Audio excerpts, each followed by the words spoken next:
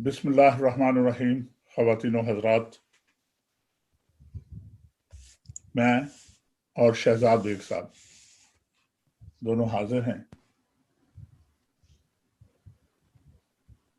किसी ने क्या खूब कहा है हमारे आज के मेहमान के हवाले से, और मैं मुत्तफिक हूं कि नज़ीर कैसर एक कुल वक्ती शायर हैं और अव्वलो आखिर शायर हैं। अच्छा, तो हमारे आज के मेहमान हैं जनाब नज़ीर कैसर साहब। क्या हाल है जनाब? आदाब। बहुत शुक्रिया, बड़ी मोहब्बत आपकी, बहुत अच्छा लगा। इतने अरसे के बाद बात हो रही है आपसे। हाँ, बहुत बहुत अरसे अच्छा। के बाद मुलाकात हुई आपसे। जी तो आपका एक शेर था कि ख्वाब थे रात के प्याले में जी, और प्याला उलट गया। उलट गया मुझ। जी वहां से आप शुरू हो रहे हैं, और ये मेरे ख्याल में 40 साल पहले के अशार में से ये शामिल जी जी होंगे। जी बिल्कुल। आपका जो जमाना जो हमें नजर आता है, उस वक्त पाकिस्तान में फैज, जहाँ अहमद नदीम कासमी, नासिर काज़मी मौजूद थे। नासिर काज़मी बहुत बड़ा नाम उर्दू गज़ल में, और आपकी शायरी में भी कहीं कहीं उदासी का समा जो है जी उसमें वो जमाना बोलता है कि जी लोग हिजरत करके आए हैं, और पहली नस्ल है जो जवान थी, जो जो वो तैयार हुई, और वो नस्ल ने यहाँ आकर अपनी तालीम मुकम्मल की, अपने मामलात को दुरुस्त किया। मुनीर नियाजी मौजूद थे, जी और सलीम अहमद मौजूद थे, मतलब जोश भी मौजूद थे उस वक्त जमाने में। तो उस जमाने में किसी जगह पे किसी शायर का जी जिसका हवाला भी इतना मजबूत ना हो, जी एक मोतबर मकाम हासिल करना या जगह बनाना, जी उसका क्रेडिट आपको जाता है। कुछ लोग कहते बहुत हैं शुक्रिया। कि आपकी शायरी में सिर्फ मोहब्बत के किस्से हैं, लेकिन मैं समझता हूं कि आपकी शायरी में जमाने के जो दुख हैं वो भी मौजूद हैं, और शायर जमाने को जिस तरीके से देखता है वो भी मौजूद हैं। इसके हवाले से नजीर कैसर साहब, आप क्या कहना चाहते हैं?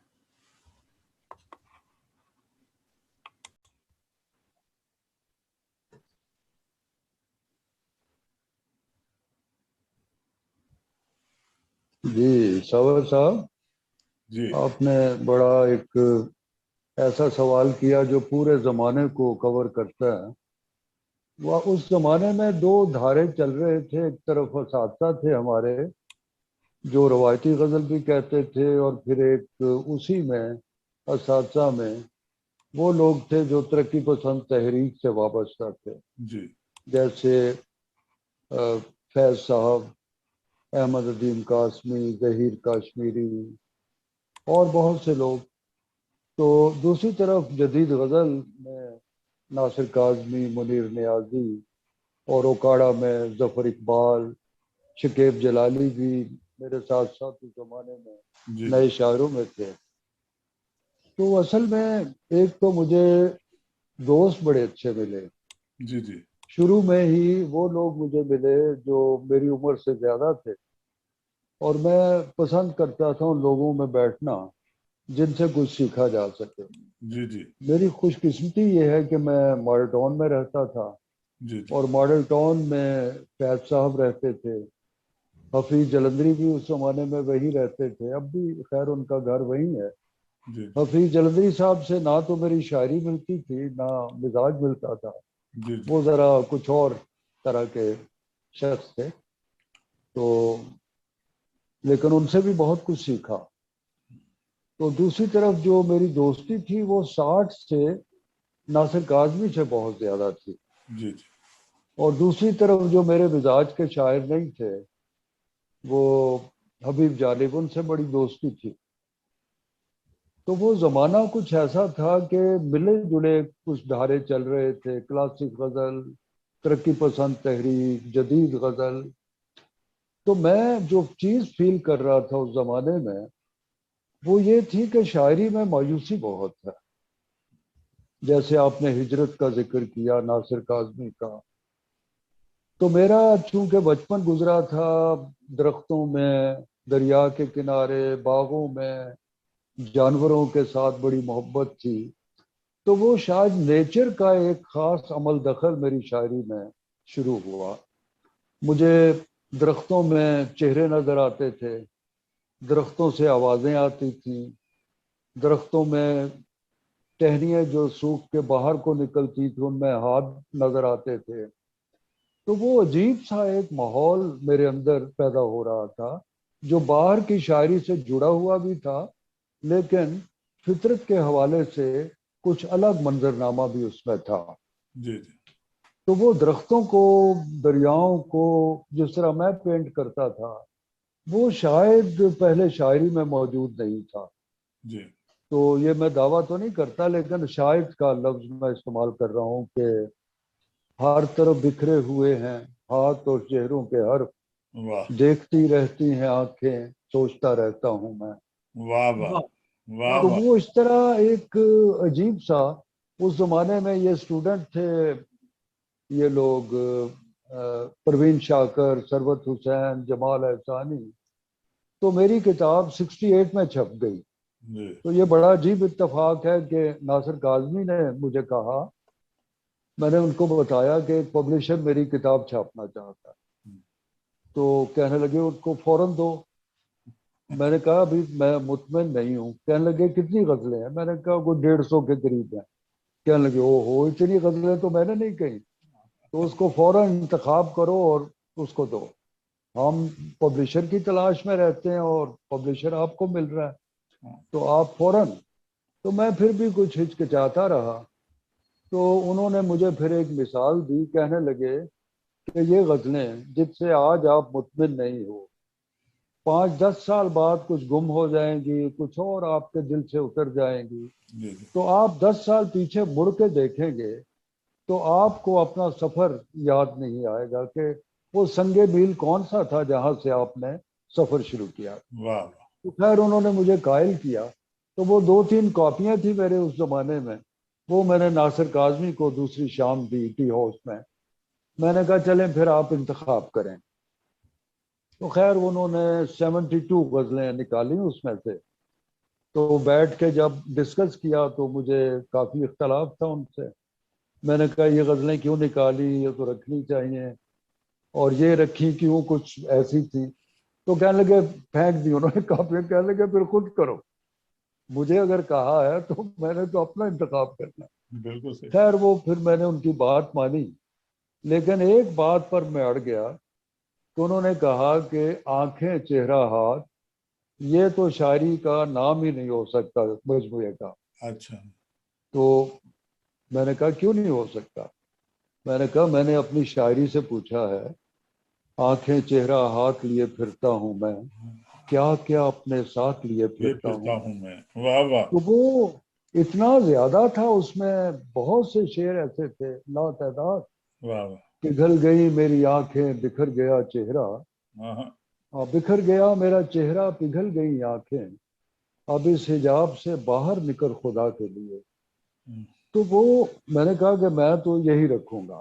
کہنے لگے یہ پامسٹری کی کتاب کا نام لگتا ہے، چہرہ شناسی کا، تو بڑی انہوں نے مخالفت کی۔ اچھا تو کہنے لگے تمہاری کتاب کا نام بنتا ہے خوشبو کے اوپر۔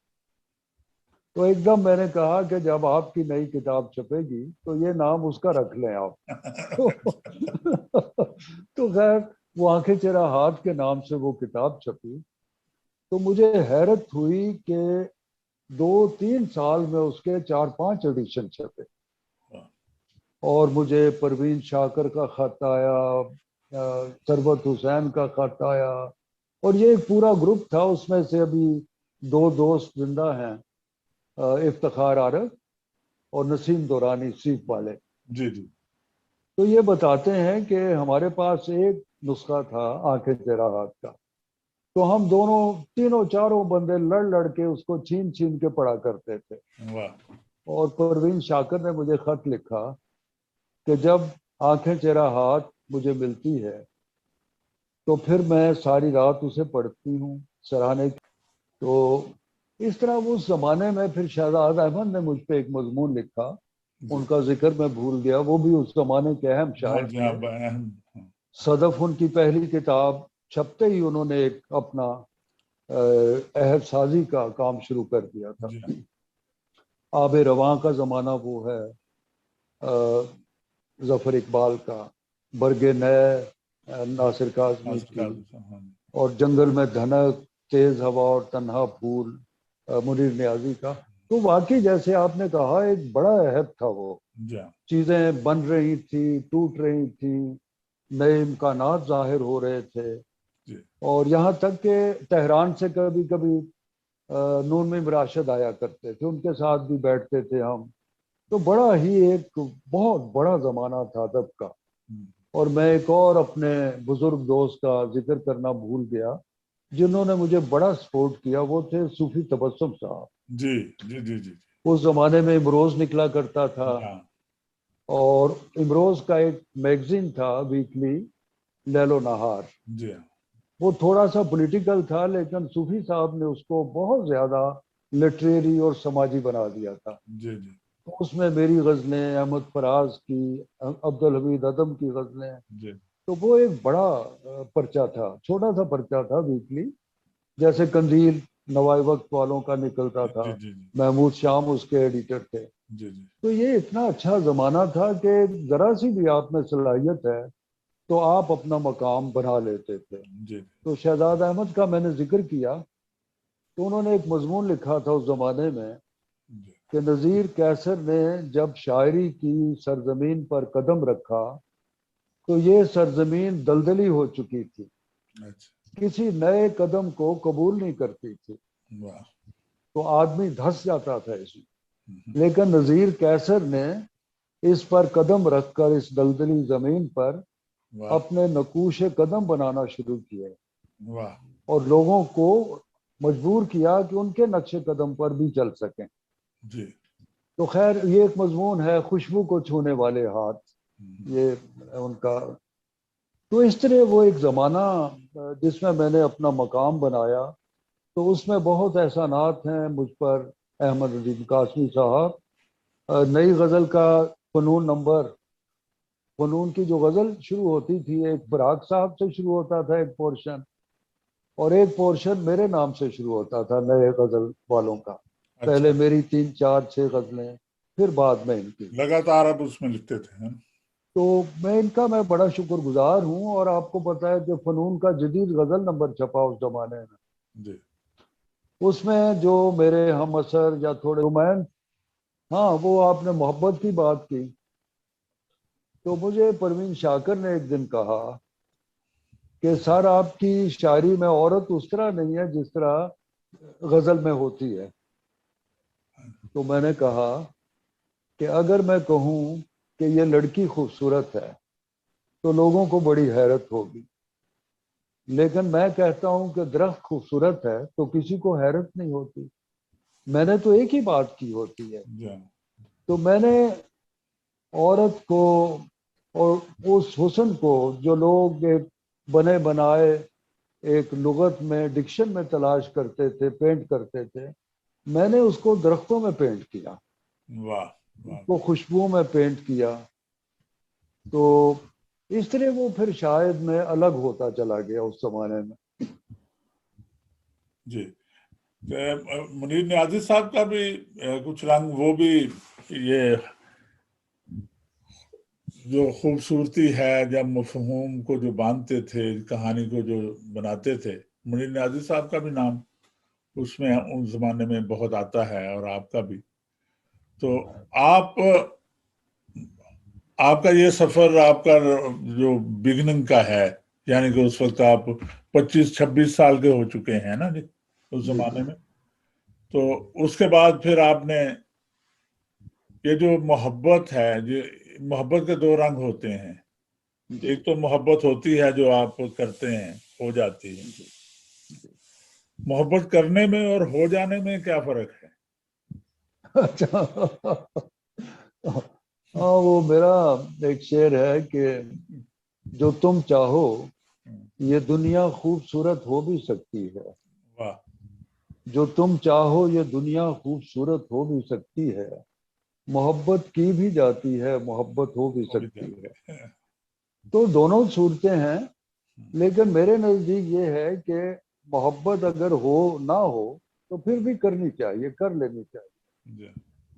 اور ہمارے ہاں محبت کا جو جتنا بھی منظرنامہ ہے ہماری شاعری میں، وہ اس طرح ہے کہ محبوبہ ہے تو بچھڑی ہوئی ہے، قریب ہے تو بے وفا ہے، ستم گر ہے، قاتل ہے۔ تو اس طرح میں نے تو ایک دو جگہ کہا کہ میں تو اردو شاعری کو، غزل کو محبت کی شاعری نہیں مانتا۔ محبت تو ایسے نہیں ہوتی۔ محبت مثلا ہمارے ہاں جتنی شاعری ہے، شکوہ شکایت، جیسے دو عورتیں لڑ رہی ہوتی ہیں نا آپس میں، شوق میں لڑ رہی ہوتی ہیں، تو یہ میں تو اس کو مطلب میں نے قبول نہیں کیا اس محبت کو۔ میرے ہاں محبت جو ہے وہ رسپیکٹ ہے، اور میں اس کو اس نقطہ نظر سے نہیں دیکھ رہا کہ جیسے فیض نے ستم گر کہا، کوچہ قاتل کہا، تو وہ ایک خاص انہوں نے ترقی پسند تحریک کی اصطلاحیں وضع کی اس غزل میں سے۔ تو میں یہ کہتا ہوں کہ ہم غالب کا ہجر کیوں بسر کریں، میر اور غالب کا وصل کیوں بسر کریں؟ ہمارا اپنا وصل ہے، اپنا ہجر ہے۔ ان کی محبوبہ جو تھی وہ تو 7 پردوں میں کہیں قید ہوتی تھی، کبوتر خط لے کے جا رہا ہے، قاصد نامہ بار، ایک خاص ٹرمنالوجی بنی ہوئی تھی محبت کی۔ وہ زمانہ تو مختلف ہے نا، ان کی جو محبوبہ تھی، اب میں ایک بات کرنا چاہتا ہوں کہ وہ تھی کہ ہم سے چھوٹا کمار خانہ عشق، وہاں جو جائیں گرا میں مال کہاں۔ اب وہاں غالب صاحب جس محبوبہ کو بیٹھ کے دیکھ رہے ہوتے تھے، وہاں کوتوالے شہر بھی ہوتا تھا، 10 نواب اور بیٹھ کے وہ سب کو پان پیش کر رہی ہوتی تھی، تو وہ اس کو محبوبہ کو بے وفا لگتی تھی ان کو۔ لیکن آج میری محبوبہ ناصر کاظمی کی، شہزاد بیگ کی، آپ کی، وہ تو وہ محبوبہ نہیں ہے۔ میں انتظار کی حد سے گزرنے والا تھا، ابھی ابھی میں تمہیں فون کرنے والا تھا۔ تو ہماری محبوبہ اسی طرح ہے جیسے ہم دوست ہیں آپس میں۔ تو ہم نے وہ جو ٹرمنالوجی، وہ اصطلاحیں اور وہ جو ایک خاص زبان تھی، اس کو اپنے اوپر طاری کر لیا ہے۔ اور اب دیکھیں کہ ہر بزنس کی ایک خاص زبان ہے، سیاست کی ایک زبان ہے، لیکن شاعری کو بزنس نہیں ہے، سیاست نہیں ہے۔ شاعری کا اپنا ایک کلچر، اپنی ایک زبان ہے، اور وہ بدلتی رہتی ہے۔ غالب کے کلچر میں ہم زندہ نہیں ہیں، میر کے کلچر میں وہ ثقافت، وہ جو ہے کہ بیٹھا ہے یہ جو سائے دیوار یار میں، فرما روائے کشور ہندوستان ہے۔ تو وہ اب ہم اس محبوبہ کو پینٹ کرنا چاہیے ہمیں شاعری میں، جو جیتی جاگتی ہماری طرح ہے۔ تو محبت، وہ ایک میں جملہ بھی میں نے کہیں لکھا تھا کہ دکھ اس بات کا نہیں کہ ہم مر جاتے ہیں، دکھ اس بات کا ہے کہ ہم محبت کیے بغیر مر جاتے ہیں۔ بہت محبت زندگی ہے۔ اب وہ کہتا، ایک جملہ تھا کہ میں اس پہ مر گیا۔ بھئی مر کیوں گئے؟ تم کہو کہ میں اس پہ زندہ ہو گیا اس کو دیکھ کے۔ تو یہ ایک خاص قسم کا ہم نے رویہ بنایا ہوا ہے محبت کے معاملے میں۔ اب نیگیٹو اپروچ بہت ہے کہ موسم ہے تو خزاں کا ہی ہے، محبوبہ ہے تو بے وفا ہے، شہر ہے بے رحم ہے، سنگ دل ہے، اور موسم ہے صرف خزاں کا ہے، اور زمانہ ہے تو ماضی کا ہے، آسمان بے رحم ہے، زمین سخت ہے۔ تو یہ خاص ہم بنا کے نا ایک ایٹماسفیئر، اس سے نکلتے ہی نہیں اس شاعری سے۔ تو امید کی، نئے خوابوں کی شاعری، دنیا کو خوبصورت بنانے والی شاعری کرنی چاہیے. جی میں جناب نذیر قیصر صاحب سلام پیش کرتا ہوں. جی جی. آج آپ نے گفتگو کا جو آغاز کیا ہے، جی لطف آ گیا آپ کی باتیں سن کے نذیر قیصر صاحب. تو تھوڑا اونچا بولیے گا. آج آپ کی باتیں سن کے لطف آ گیا اردو ادب کے حوالے سے. اچھا، آپ نے بہت شکریہ، بہت جن شکریہ. باتوں کو بات کیا ہے، اور خاص طور پر آپ نے جو پروین شاکر صاحبہ کے حوالے سے گفتگو کی ہے، بہت لطف آیا. میں جی سر اس گفتگو میں سے کچھ ایک دو باتیں آپ کے سامنے رکھنا چاہتا ہوں. جی جی. جب آپ کی پہلی کتاب آنکھیں، چہرہ اور ہاتھ آئی، آپ کی عمر تقریباً 20 سال کے قریب تھی، ایسے ہی ہے؟ 22-23 سال، بالکل صحیح ہے. 22-23 سال، ٹھیک ہے. 68 میں. آپ کی سر جو پروین شاکر صاحبہ سے ٹیلی فوننگ گفتگو ہوتی تھی یا کوئی ملاقاتیں بھی 80 کی دہائی تک ہوئیں؟ جی، ملاقاتیں بھی تھیں لاہور جب بھی وہ آتی تھیں، بلکہ اس زمانے میں کچھ ندیم صاحب سے میرے تعلقات کشیدہ ہو گئے تھے، اچھا اور میں فنون کے آفس میں جانا چھوڑ دیا تھا. سر، تھوڑا لیکن بڑے وزادار تھے قاسمی صاحب. وہ فون مجھے کرتے تھے، کہتے تھے پروین آئی ہے اور آپ سے ملنا چاہتی ہے. اچھا. تو خیر میں کہتا تھا کہ اچھا. تو بڑے اچھے واقعات ہیں. اور پروین سب سے پہلے مجھے ایک اہل قلم کانفرنس میں ملی، اور وہ بڑا مزیدار لطیفہ ہے کہ وہ آپ کے اور ہمارے دوست ہیں، ریاض مجید صاحب میرے پاس آئے تو مجھے پکڑ کے کہنے لگے وہ سر تو تھوڑا کو سا لب رہا ہے، تو کو لب رہا ہے. میں کیا تھوڑا کون؟ تو لے کے گئے میرے کسی کے پاس، وہ رش تھا بڑا اسلام آباد ہوٹل میں. تو وہ تھا سربت حسین. تو میں نے کہا سربت تو ٹھہرا ہی میرے پاس ہوا ہے، یہ کیوں ڈھونڈ رہا ہے مجھے؟ سربت کہنے لگا نہیں نہیں نہیں، ادھر آئے، پکڑ کے مجھے لے گئے. تو آگے گئے تو پروین شاکر کہنے لگے پروین آپ کو ڈھونڈ رہی ہے. تو میں اور پروین شاکر اور وہ بیٹھ گئے راہداری میں نا ایک جگہ. تو اتنے میں ضیاء الحق صاحب آ گئے. تو اس زمانے میں چیئرمین نہیں ہوا کرتے تھے اکیڈمی کے، ڈائریکٹر جنرل ہوتے تھے مسیح الدین صدیقی. بڑے نستعلیق سے چوڑی دار پاجامہ پہنتے تھے، شیروانی کالی پہنتے تھے. تو وہ ضیاء الحق صاحب کو لا کے نا ملا رہے تھے لوگوں کو. تو میں، پروین شاکر اور سربت بیٹھے ہوئے تھے، سب لوگ کھڑے تھے، بلکہ ادھر ادھر جا رہے تھے جدھر ضیاء الحق جاتے تھے کیونکہ کیمرے اس طرف تھے.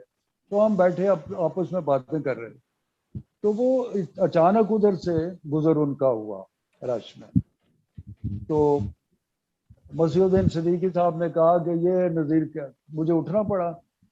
پروین شاکر اور سربت کو بھی ہم نے ہاتھ ملایا ان سے، ضیاء الحق سے. تو وہ ڈائلاگ بھی بڑا اچھا ہے. انہوں نے میرا تعارف کرایا مسیح الدین صدیقی نے. تو مجھے انہوں نے کہا کہ آپ خوش ہیں اس سسٹم میں، خوش ہیں آپ؟ میں نے کہا جی اگر پوری قوم خوش ہے اور اگر آپ خوش ہیں تو پھر میں بھی خوش ہوں. تو بڑے مسکرا کے آگے چلے گئے. تو صدیق سالک ساتھ ساتھ تھے. صدیق سالک نے میرے کان کے قریب منہ لا کے کہا کہ بات آپ نے صحیح کی ہے لیکن غلط آدمی سے کی ہے. تو وہ خیر کہاں تک اس چھوٹے سے ڈکشن کے ساتھ بڑی شاعری کو آگے لے کے جائیں گے، کیا کریں گے آپ؟ تو میں نے کہا کہ میں نئے لفظ دریافت کرتا ہوں اور نئے لفظ ملتے ہیں آپ کو.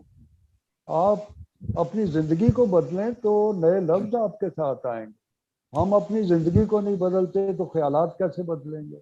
جی وہ آج کل میرا بڑا ایک چل رہا ہے کہ لاہور میں ایک بلال گنج ہے جی جہاں پرانی گاڑیوں کے پرزے ملتے ہیں.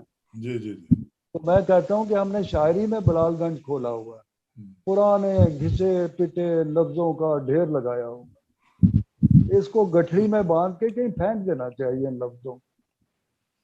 تو نئے لفظ اب میں اور آپ گفتگو کر رہے ہیں, ہم کوئی تلاش نہیں کر رہے لفظوں کی, جی جی جی خود بخود آپ جو کچھ کہہ رہے ہیں مجھے سمجھ آ رہی ہے, میں جو کچھ کہہ رہا ہوں آپ کو سمجھ آ رہی ہے.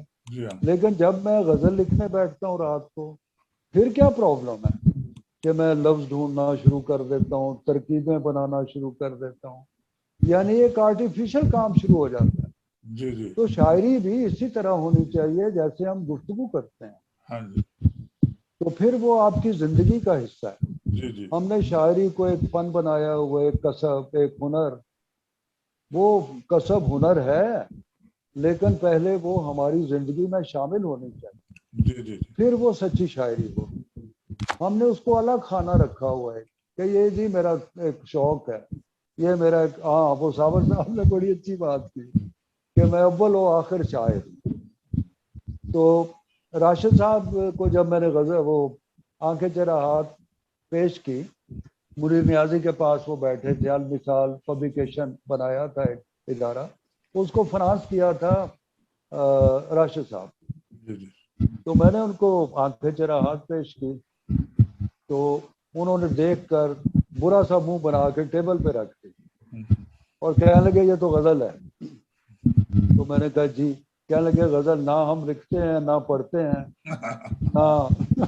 نہ ہمیں پسند ہے.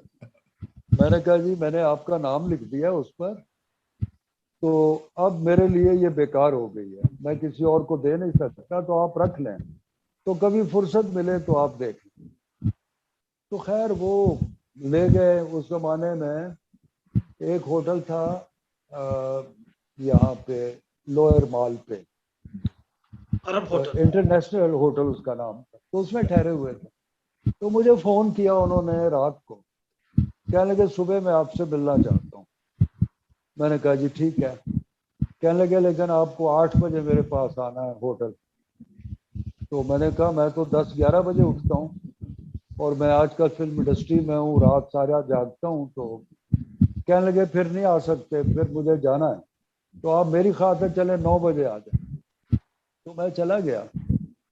تو مجھے کہنے لگے کہ بھئی یہ غزل نہیں ہے جو آپ نے لکھی ہے, آپ نے تو غزل اور نظم کی سرحدوں کو ملا دیا. تو کہنے لگے کہ غزل لکھے بندہ تو پھر ایسی لکھے. تو شہزاد آپ بھی جانتے ہیں, صابر بھی, کہ میری غزل آپ مطلع سے نیچے تک جائیں آخری شعر تک, تو آپ کو لگے گا کہ کوئی ایک ہی ماحول, ایک ہی مضمون چل رہا ہے, حالانکہ ہر شعر الگ بھی ہے. لیکن وہ تو میری مسلسل ہے. تمام غزلوں کی ایک کیفیت ہے. ہاں جی تو اس زمانے میں ایک دوست ہوتے تھے ہمارے سٹار طاہر, وہ کہتے تھے آنکھیں چرا ہاتھ کو ایک ناول ہے, پہلی غزل سے آخری غزل تک ایک پورا ماحول کریٹ ہوا ہوا ہے. تو وہ مجھے بڑا اچھا لگا. پھر ان کا, پھر انہوں نے ایک خط مجھے لکھا تہران سے, اس میں ایک پیراگراف آنکھیں چرا ہاتھ کے بارے میں لکھا. تو وہ پھر میں نے کوئی دوسرے تیسرے ایڈیشن میں شامل بھی کیا. تو اس طرح مجھے بڑا کریڈٹ ملا اس کتاب کا, کہ سجاد باقر رضوی صاحب نے اس زمانے میں لکھا کہ نذیر قیصر نے نہ صرف اپنے جونیئر اور ہم اسروں کو متاثر کیا ہے بلکہ اپنے سینئرز کو بھی متاثر کیا. تو اس زمانے میں ظفر اقبال صاحب آیا کرتے تھے اوکاڑا سے, ان سے بھی ملاقات ہوتی, نئے ادارے میں سویرا پرچہ نکلتا تھا. تو وہ بہت کچھ ان سے بھی میں نے سیکھا.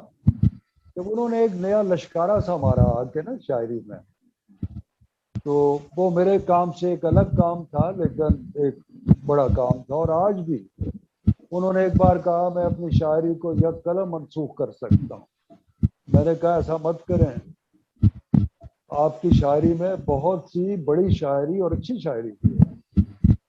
تو میں کبھی کبھی کہتا ہوں کہ میں تو یہ پرانی اساتذہ کی شاعری کو یک قلم منسوخ کر سکتا ہوں. اور فیض صاحب کا ایک واقعہ, مجھے کہنے لگے اساتذہ کو پڑھا. میں نے کہا جی کس کس کو, میں نے کچھ نام لیے. کہنے لگے سودا کو. میں نے کہا سودا کو بھی پڑھا. کہنے لگے نہیں مکمل نہیں پڑھا لگتا ہے. میں نے کہا جی مکمل. کہنے لگے اس کو بھی پڑھ لو. وہ خیر میں نے ایک دوست سے دیوان سودا لیا, کلیات بلکہ وہ پڑھی تو وہ 2-4 راتوں میں بور ہو گیا. فیض صاحب مجھے ملے کچھ دنوں بعد تو میں نے کہا میں نے آپ کے بڑے مشوروں پہ عمل کیا ہے اور بڑے اچھے لگے ہیں، لیکن ایک مشورے سے میں بڑا بددل ہوا. کہنے لگے کیا ہوا؟ میں نے کہا سودا کو پڑھا میں بڑا مطلب بور ہوا. کہنے لگے کیوں؟ میں نے کہا جو غزلیں چند اچھی تھیں وہ تو ہم پہلے ہی پڑھ چکے تھے، باقی تو وہ سارا کچرا ہے. تو بڑے ہنسے. کہنے لگے خیر پڑھ لینا چاہیے لوگوں کو. تو اس طرح وہ زمانے کی لغت اور زمانے کے مسائل، کلچر، ان کی پرابلم زندگی کی. اب ان کے برتنوں میں ہم کھانا نہیں کھاتے، ان کی سواری جو ہے اس پہ ہم سفر نہیں کرتے، اور وہ ہماری انکم نہیں ہے، وہ ہماری زندگی نہیں ہے. تو لیکن ان کے خیالات ہم سر پہ لادے رکھیں یہ ٹھیک نہیں ہے. ان کے خیالات بھی اس کلچر کے زمانے، اس زمانے کے مطابق تھے. لیکن ہاں یہ میں ضرور کہتا ہوں کہ پچھلے 200 سالوں میں جو چند بڑے شاعر پیدا ہوئے ان کا کوئی نعم البدل نہیں ہے. ہر چیز پہلے سے زیادہ ترقی کرتی ہے. ایک زمانے میں کہتے تھے سیگل جیسا سنگر نہیں ہے، خورشید بیگم جیسی سنگر نہیں ہے. اس سے بہتر لوگ آئے، محمد رفیع، طلعت محمود، کشور کمار، مکیش، پھر اس سے بڑھ کے مہدی حسن، غلام علی، جگجیت سنگھ، نور جہان، لتا. تو ہر چیز ارتقا کرتی ہے، اپنے سے بہتر چیز کو جنم دیتی ہے. ریڈیو سے ٹی وی نکلتا ہے، ٹی وی سے کمپیوٹر، اور چند انگلیوں میں آپ ٹچ کر کے پوری دنیا کے مالک بن جاتے. تو آج شاعری کیوں نہیں ہم بدلتے؟ وہ ڈکشن، وہ لفظ کیوں نہیں بدلتے؟ لفظ خیال ہوتا ہے، لفظ بدلیں گے تو نیا خیال آئے گا. تو خیر ہاں وہ میں کہہ رہا تھا کہ یہ 200 سالوں میں چند بہت بڑے شاعر پیدا ہوئے. غالب ہے، میر کو بھی آپ کہہ سکتے ہیں، حالانکہ اس کے یہاں بھی کچرا بہت ہے. 5-6 کلیات ہیں اور اس میں سے مشکل سے اس 1000-2000 غزلوں میں سے 50-60 غزلیں نکلیں. تو میر ہیں، غالب ہیں، نون نید راشد ہیں، اقبال ہیں. اقبال کے بارے میں لوگوں کو بڑی غلط فہمی ہے. اقبال بہت بڑا شاعر ہے، ایک پوری کائنات ہے. وہ خدا سے مکالمہ، کائنات سے، فرشتوں سے. اور وہ یہ کہتا ہے کہ یہ دنیا تیری نہیں ہے جو تجھے دی گئی ہے. دنیا وہ ہے جسے تو نے تشکیل دینا ہے، جسے تو نے تعمیر کرنا. بے ذوق نہیں اگرچہ فطرت، جو اس سے نہ ہو سکا وہ تو کر. تو وہ تو کرنے والی بات ہے، وہ ہم نے کچھ کرنا ہے. اور پھر نئے زمانے میں کہتا ہوں ظفر اقبال بہت بڑے شاعر، مجید امجد، راشد. تو اچھے شاعر بہت ہیں، لیکن بڑا شاعر ہونا، اچھا شاعر ہونے میں فرق ہے. کلیات بلکہ وہ پڑھی تو وہ 2-4 راتوں میں بور ہو گیا. فیض صاحب مجھے ملے کچھ دنوں بعد تو میں نے کہا میں نے آپ کے بڑے مشوروں پہ عمل کیا ہے اور بڑے اچھے لگے ہیں، لیکن ایک مشورے سے میں بڑا بددل ہوا. کہنے لگے کیا ہوا؟ میں نے کہا سودا کو پڑھا میں بڑا مطلب بور ہوا. کہنے لگے کیوں؟ میں نے کہا جو غزلیں چند اچھی تھیں وہ تو ہم پہلے ہی پڑھ چکے تھے، باقی تو وہ سارا کچرا ہے. تو بڑے ہنسے. کہنے لگے خیر پڑھ لینا چاہیے لوگوں کو. تو اس طرح وہ زمانے کی لغت اور زمانے کے مسائل، کلچر، ان کی پرابلم زندگی کی. اب ان کے برتنوں میں ہم کھانا نہیں کھاتے، ان کی سواری جو ہے اس پہ ہم سفر نہیں کرتے، اور وہ ہماری انکم نہیں ہے، وہ ہماری زندگی نہیں ہے. تو لیکن ان کے خیالات ہم سر پہ لادے رکھیں یہ ٹھیک نہیں ہے. ان کے خیالات بھی اس کلچر کے زمانے، اس زمانے کے مطابق تھے. لیکن ہاں یہ میں ضرور کہتا ہوں کہ پچھلے 200 سالوں میں جو چند بڑے شاعر پیدا ہوئے ان کا کوئی نعم البدل نہیں ہے. ہر چیز پہلے سے زیادہ ترقی کرتی ہے. ایک زمانے میں کہتے تھے سیگل جیسا سنگر نہیں ہے, خورشید بیگم جیسی سنگر نہیں ہے, اس سے بہتر لوگ آئے, محمد رفیع, طلعت محمود, کشور کمار, مکیش, پھر اس سے بڑھ کے مہدی حسن, غلام علی, جگجیت سنگھ, نور جہان, لتا.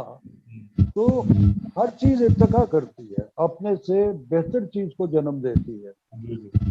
ریڈیو سے ٹی وی نکلتا ہے, ٹی وی سے کمپیوٹر, اور چند انگلیوں میں آپ ٹچ کر کے پوری دنیا کے مالک بن جاتے.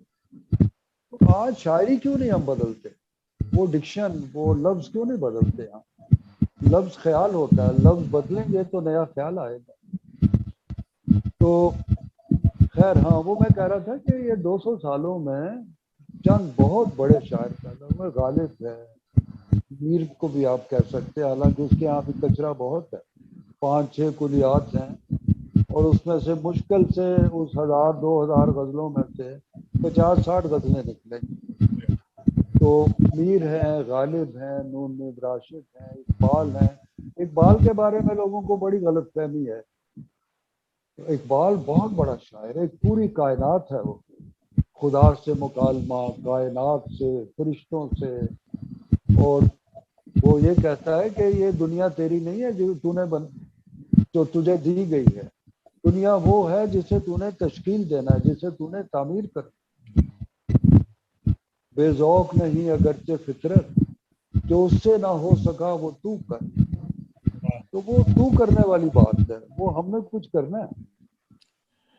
اور پھر نئے زمانے میں کہتا ہوں ظفر اقبال بہت بڑے شاعر, مجید امجد, راشد.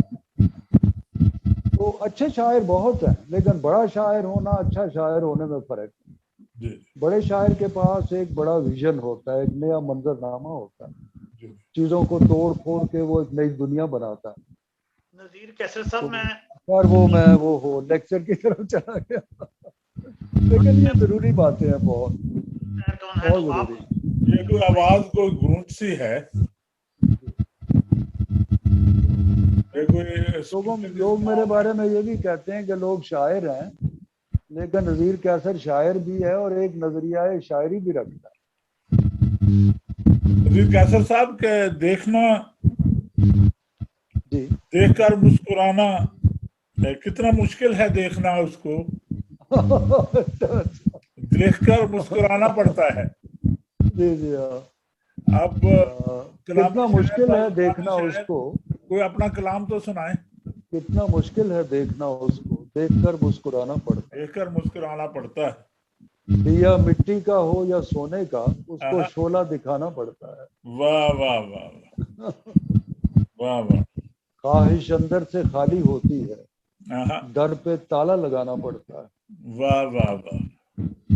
کوئی ایسا بھی خواب آتا ہے, خواب کے ساتھ جانا پڑتا ہے. بہت اچھے, بہت اچھے. اور یہ آپ جیسے لوگوں کے لیے میں شاعری کرتا ہوں, لوگوں کے لیے. ہم نے آپ کو پڑھ کر شاعری شروع کی ہے, تو آپ کا مقام ہمارے لیے تو اساتذہ میں ہے. بس آپ نہ ہوتے تو شاید میں ایسی شاعری بھی نہ کرتا. سیر کرتی ہے وہ حویلی میں, ہاں, چاند بھی کھڑکیاں بدلتا ہے. کیا خوبصورت ہے, کیا بات ہے, کیا بات ہے. جہاں پر کر رہے تھے وہاں سے سارے ایک بات پوچھنا چاہتا ہوں. پھر میری ایک کتاب چھپی تھی, ہے شام ہم سخن ہو. جی جی. اس کے دیباچے میں نے تمام یہ اپنا فلسفہ بیان کیا. جی جی. تو اس کی جب تقریب رونمائی ہوئی الحمرا میں, تو شہزاد احمد, جیلانی کامران, منیر نیاز, بہت لوگ میرے دوست جتنے بھی ہم اثر سے آئے. تو اس میں شہزاد احمد نے ایک جملہ اپنے مضمون میں پڑھا, کہنے لگے کہ نذیر کیسر نے شاعری کو اتنا آسان کر دیا ہے کہ ہمارے لیے شاعری کرنا مشکل ہو گیا. اچھا. شاعری کو آسانی چاہیے, زندگی بھی آسان ہے, ہم بہت مشکل کر لیتے ہیں اس کو. جی جی. اور اس کے لیے یہ کہ سچ بولنا ضروری ہے. سچائی آدمی کو آزاد کرتی ہے. جی جی ہم چونکہ ایک وہ یورپ میں بھی کہتے ہیں کہ فلسفہ ختم ہو گیا. وہاں پر اب ماڈرن فلسفہ یہ ہے کہ جی آپ کے جو زندگی کے پرابلم ہے وہ آپ سائنس کے حوالے کر دیں, وہ آپ کو جواب دے گی. اور آپ کے جو میٹا فزکس کے سائیکی کے جو پرابلم ہیں اس کے لیے آپ مینٹل ہاسپٹل جائیں, سائیکالوجسٹ کے پاس جائیں. جی جی تو وہ یہ بھی کہا گیا یورپ کے فلسفے میں کہ جتنی پرابلمس ہمارے پیدا ہوتی ہیں نا وہ لفظوں کو غلط استعمال کرنے سے پیدا. تو شاعری میں بھی ہم نے یہی کیا. اب سوسائٹی میں غلط لفظ استعمال کرنے کا کیا مطلب ہے کہ میں ہاں کی جگہ نہ کہہ دیتا ہوں, نہ کی جگہ ہاں کر دیتا ہوں. اب میں خود بھی اپنے آپ کو بھی الجھا رہا ہوں کہ مجھے پتا ہے میں نے غلط بات کی ہے, مجھے ہاں کہنا چاہیے تھا, جی اور اگلا بندہ بھی الجھ جاتا ہے. تو ہم نے زبان غلط کریٹ کی ہے, اس سے سوسائٹی گناہگار ہو جاتی. جی جی جی یہ سقراط نے بھی کہا تھا. وہ اس کے شاگرد نے پوچھا کہ استاد آپ کا جو جنازہ ہے وہ پرانے رسم و رواج کے مطابق کیا جائے یا آپ کچھ اور چاہتے ہیں؟ تو سقراط نے کہا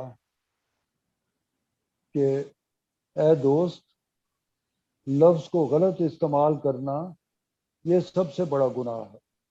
اچھا تو اس وقت تم لفظوں کو غلط استعمال کر رہے ہو. تو یہ لفظ جو ہے وہ شاعری میں ہو, ہماری گفتگو میں ہو, جہاں بھی ہم اس کو ٹھیک جگہ پر فکس نہیں کریں گے. اب وہ شفیق فاروقی صاحب میرے بڑے اچھے دوست ہیں, بہت بڑے پینٹر ہیں جی جی ساتکین کے بعد, اور انہوں نے جو مولانا روم پہ کام کیا ہے ترکی میں. تو وہ پچھلے دنوں کسی سے کہہ رہے تھے کہ نگینا اپنی جگہ بہت قیمتی ہے, لیکن اس کو لگانا کہاں ہے, یہ اصل بات ہے. اب مجھے وہ مجد صاحب سے ذکر آیا جب آنکھیں چرا ہاتھ کا ٹائٹل چغتائی صاحب نے بنایا تو انہوں نے سبز کے ساتھ ریڈ کلر لگا دیا. تو مجد صاحب سے ملاقات ہوئی, کہنے لگے ٹائٹل بڑا چنگا ہے, بہت سونا ہے, لیکن مصوری میں ریڈ کے ساتھ سبز کلر استعمال نہیں کرتے. اچھا تو وہ اب چغتائی صاحب سے میں اس طرح بات تو نہیں کر سکتا تھا, لیکن ایک دن ملاقات ہوئی تو میں نے ایسے ہی کہا. میں نے کہا کہ وہ میں نے کہیں پڑھا تھا کہ سبز کے ساتھ سرخ نہیں لگاتے کلر, تو کیا یہ صحیح ہے؟ کہنے لگے رنگوں کی اپنی کوئی حیثیت نہیں ہوتی, یہ رنگ لگانے والے کا ویژن ہے, اس کا تصور ہے کہ وہ رنگ کو کس رنگ کے ساتھ استعمال کرنا. رنگ بے جان ہے, رنگ کی کوئی زندگی نہیں ہے. تو اسی طرح لفظ جو ہے وہ استعمال کرنے والے پر ہے کہ غالب اس کو کیسے استعمال کرتا ہے, ظفر اقبال کیسے استعمال کرتا ہے, میں کیسے کرتا ہوں, آپ کیسے کرتے ہیں. جی جی لفظ وہی ہیں. تو یہ آپ نے اس کو موتی کی طرح, نگینے کی طرح جڑنا کہاں ہے. بالکل صحیح, بالکل صحیح. ایک سیکنڈ جناب, ذرا کچھ لمحے کے لیے مجھے بند کرنا پڑے گی کہ سر جب آپ نے 70 کی دہائی میں آپ کی پہلی کتاب آنکھیں, چہرہ اور ہاتھ آئی, تو اس سے قبل قیام پاکستان کے بعد شکیب جلالی اور اقبال ساجد کا ایک جو دہائی کا, جو 60 کی دہائی کا اثر تھا وہ آپ پر بھی پڑا. جی, یہ اقبال ساجد اور شکیب میرے ہم عصر ہی تھے, یہ مجھ سے پہلے نہیں تھے. میرے زمانے میں انہوں نے چھپنا شروع کیا, لکھنا شروع کیا, تو ان سے ملاقاتیں بھی رہتی تھی. اقبال ساجد سے تو کافی ملاقات رہتی تھی کیونکہ وہ لاہور ہی تھے, لیکن شکیب بھی جب آتے تھے تو ملاقات ہوتی تھی. شکیب حالانکہ وہ احسان دانش کے مزاج کے شاعر نہیں تھے, لیکن احسان دانش کی بیٹھک پر آ کے بہت دیر بیٹھا کرتے تھے اکثر, جب بھی لاہور آتے تھے. بلکہ وہ ایک مجھے واقعہ یاد ہے جو ان کی اس سے جڑا ہوا، ان کی ڈیتھ سے، موت سے. وہ میں بیٹھا تھا، وہ نیچے بیٹھتے تھے احسان دانش، بالکل منشیوں کی طرح، ایک لگا کے پھٹا سا. انارکلی میں ان کا گھر تھا. تو ایک دم انہوں نے جھڑکنا شروع کر دیا شکیب جلالی کو، اور بہت غصے سے برے برے لفظ بھی کہے. تو میں بڑا پریشان ہوا کہ کیا ہو گیا اچانک. تو میں نے کہا کہ ان کو استاد کہتے تھے سب لوگ. میں نے کہا استاد کیا ہوا؟ کہنے لگے دیکھا نہیں اس نے کیا کیا؟ تو میں نے کہا نہیں کیا؟ کہنے لگے سوئچ میں انگلیاں ڈال رہا تھا. تو وہ میں نے دیکھا ان کے پیچھے نیچے وہ سوئچ تھا بجلی کا. تو وہ پھر مجھے بہت بعد میں پتا چلا کہ وہ سائڈسٹ، اذیت پسند تھے شکیب جلالی. پھر کسی اور نے بھی بعد میں بتایا کہ وہ اپنے آپ کو کرنٹ بھی لگا لیتے تھے. تو اس طرح یہ ایک واقعہ میرے سامنے ہوا ان کے گھر. تو یہ بڑے اچھے شاعر تھے دونوں. بلکہ اقبال ساجد جتنے اچھے شاعر تھے وہ اتنا ان کا ذکر نہیں ہوا، ہونا چاہیے تھا. جنگ والوں نے ان کا وہ اکٹھا کر کے چھاپا بھی ہے مجموعہ، اور اس کا دیباچہ بڑا اچھا لکھا ہے ڈاکٹر جواد جعفری نے. اچھا. لیکن جتنا ان کو ملنا چاہیے تھا مقام، وہ ملنا چاہیے. اب بھی میں کہتا ہوں کہ ان پر کام کرنے کی ضرورت ہے. یہ وہ لوگ تھے، جیسے صابر صاحب نے کہا کہ میرا کوئی بیک گراؤنڈ نہیں تھا، نہ ادبی، نہ کوئی میں جاگیردار، نہ کوئی میں بیوروکریٹ، ایک مڈل کلاس سے آیا ہوا بندہ، اور جس کے کوئی تعلقات بھی نہیں تھے سسٹم میں. تو لیکن میں اپنے، مجھ سے لوگ ڈائریکٹ بھی کرتے ہیں کہ میں کسی سے متاثر ہوا، کسی شاعر سے. تو میں کہتا ہوں کہ انسان جو ہے شاعر، وہ ہر چیز سے متاثر ہوتا ہے، اپنے ہم مسروں سے، اپنے پرانے اساتذہ سے، اپنے جونیئر سے. تو میں تو سب سے متاثر ہوتا ہوں. جی جی. میں نے کبھی اس کا یہ نہیں کیا اپنے تمام لوگوں سے. لیکن میں نے یہ ضرور کیا کہ ان کا اثر اتنا ہی لیا جتنی ضرورت تھی مجھے. جی جی. ان کے موضوعات نہیں لیے، ان کی زبان نہیں لی، وہ میں نے کریٹ کیا پھر آہستہ آہستہ. شروع میں جیسے صابر بھائی نے بھی کہا، ناصر کاظمی سے دوستی بھی بہت تھی، اور ان سے میں متاثر ہوا. ان کی سادہ زبان بیانی جو تھی، ان کے ہاں جو کسک تھی ہلکی ہلکی سی چیزوں کو دیکھنے کی، اور تنہائی کی، راتوں کو جاگنے کی. تو وہ بہت کچھ میں نے لیا. انہوں نے میر اور فراق سے بہت کچھ لیا. تو اس طرح جو بندہ متاثر نہیں ہوتا کسی سے، وہ تو میں سمجھتا ہوں بے جان ہے، پتھر ہے وہ. آپ کو ایک ہم اثر، روح اثر ایک چل رہی ہوتی ہے ہر زمانے میں، اور اس سے ہر زندہ بندہ متاثر ہوتا ہے. اچھا نذیر کیسر صاحب، میں ایک بات اور آپ سے پوچھنا چاہوں گا کہ معروف ترقی پسند شاعر ارشد جوید نے ایک جگہ اپنے انٹرویو میں کہا تھا کہ آج جو پاکستان کی اردو غزل کی جو بنیاد جو ہے وہ شکیب اور اقبال ساجد سے اٹھتی ہے، اس کے بعد غزل آگے بڑھتی ہے. کیا آپ اس سے اتفاق کرتے ہیں؟ نہیں، ایسا نہیں ہے. یہ تو دیکھیں، وہ میں کہہ رہا تھا بہت سے دھارے چل رہے تھے آپس میں. ناصر کاظمی کے ہاں بھی ترقی پسند تحریک کے اثرات ہیں. وہ ہجرت کے حوالے سے جو آشیاں جلائے گئے، گھر جلائے گئے، وہ سارا کچھ جو احتجاج ہے، وہ ترقی پسند تحریک کا اثر بھی ہے اس میں. اور پھر صرف اقبال ساجد اور شکیب کو الگ کرنا یہ بات نہیں ہے. اس میں ناصر کاظمی، منیر نیازی، شہزاد احمد، یہ تو ان کے تمام لوگ، یہ پورا ایک ہم اثر جو گروپ تھا، ان کے ساتھ غزل آگے بڑھتی ہے.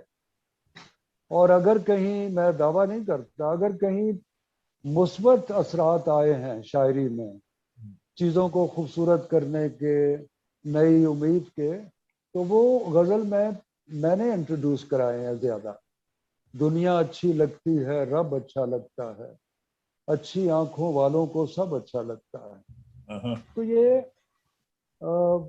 اب شکیب کے یہاں بھی مایوسی ہے، اور جدید غزل ہونے کے باوجود اقبال ساجد کے یہاں بھی ٹوٹل جو امپیکٹ بنتا ہے مجموعی تاثر وہ مایوسی کا ہے. خزاں کا موسم ہے.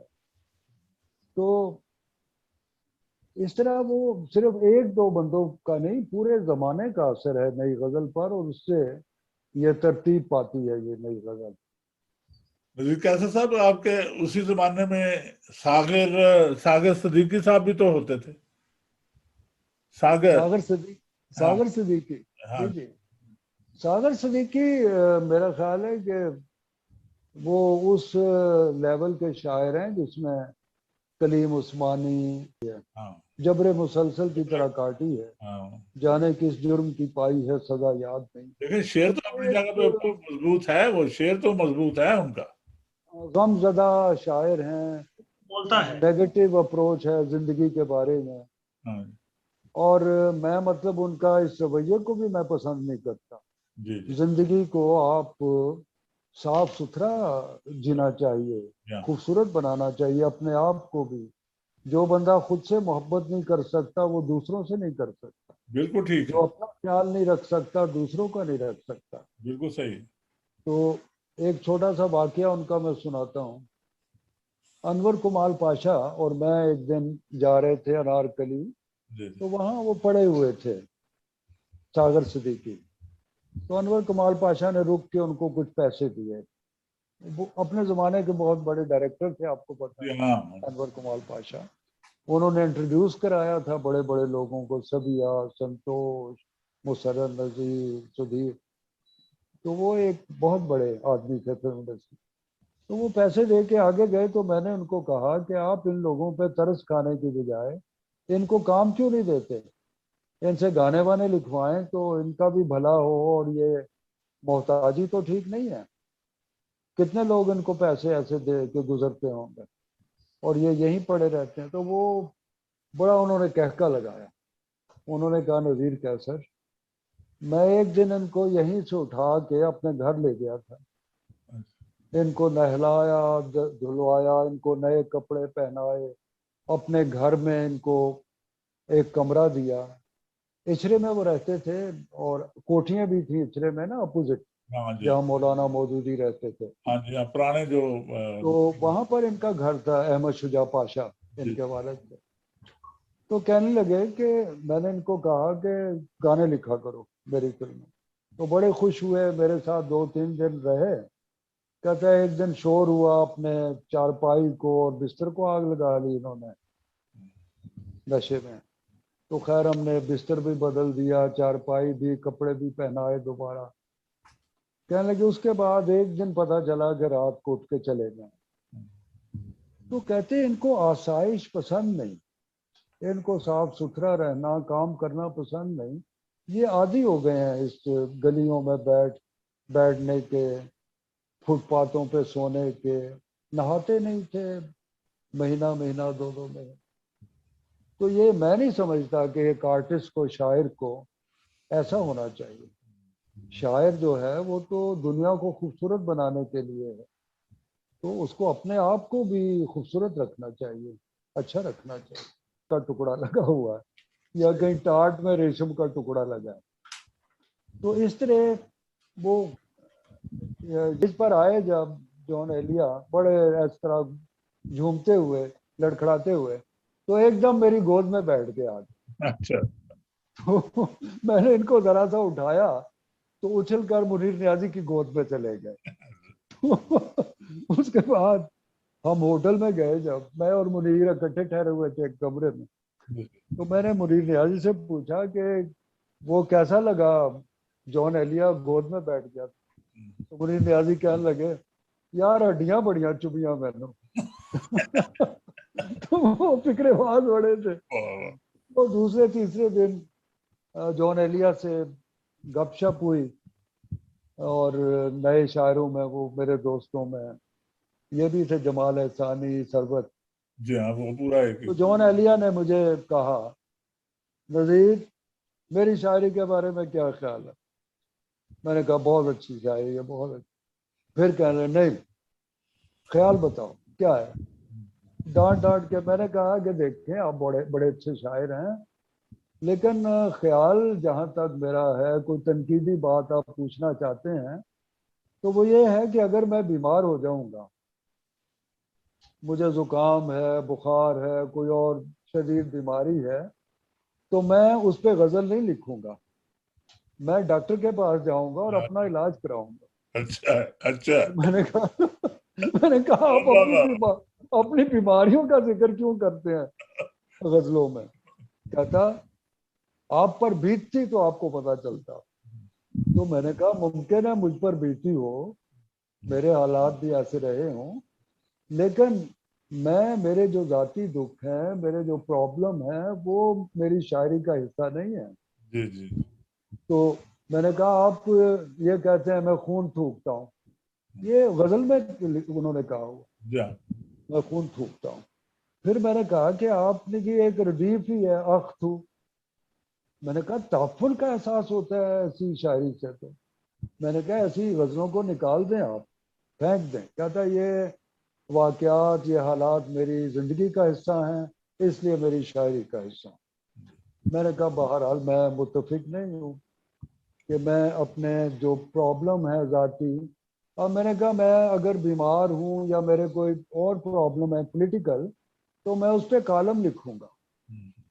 اب میری گلی کوچے اگر خراب ہیں، گندے ہیں، تو میں غزل نہیں لکھوں گا، میں میونسپل کمیٹی کو خط لکھوں گا کہ اس کو اس کی صفائی کرے آپ۔